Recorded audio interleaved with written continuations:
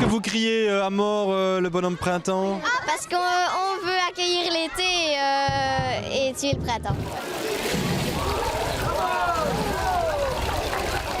Coupable des pires méfaits dans le quartier, le bonhomme printemps va bientôt passer sur le bûcher. Mais avant la sentence finale, il défile une dernière fois dans le quartier, suivi par tous les habitants et les cagoulards. Roulement de tambour, ceux de la mort toute proche. Celle qui l'attend signifie aussi le retour de l'été, frisqué et humide, mais la tradition n'en a cure.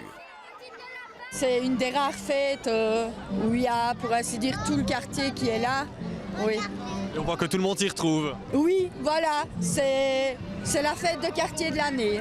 C'est très sympa et surtout les danses folkloriques après pour les enfants, c'est vraiment très chouette. Et on a la chance d'avoir un chouette quartier très dynamique. Et donc voilà, il faut en profiter, il faut participer. Leur hache approche. Le cortège se dirige lentement mais sûrement vers le bûcher. L'acte d'accusation lu, la sentence est vite prononcée sous les acclamations de la foule. Le bonhomme printemps a été condamné pour de multiples méfaits et calamités.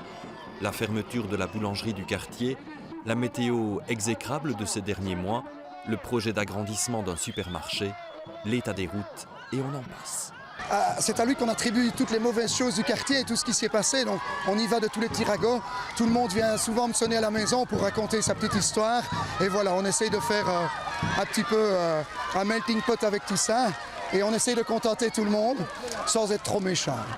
Dans le quartier des Hougnes, les feux de la Saint-Jean sont devenus comme un rituel. Écoles, mouvements de jeunesse, habitants y participent depuis au moins 30 ans.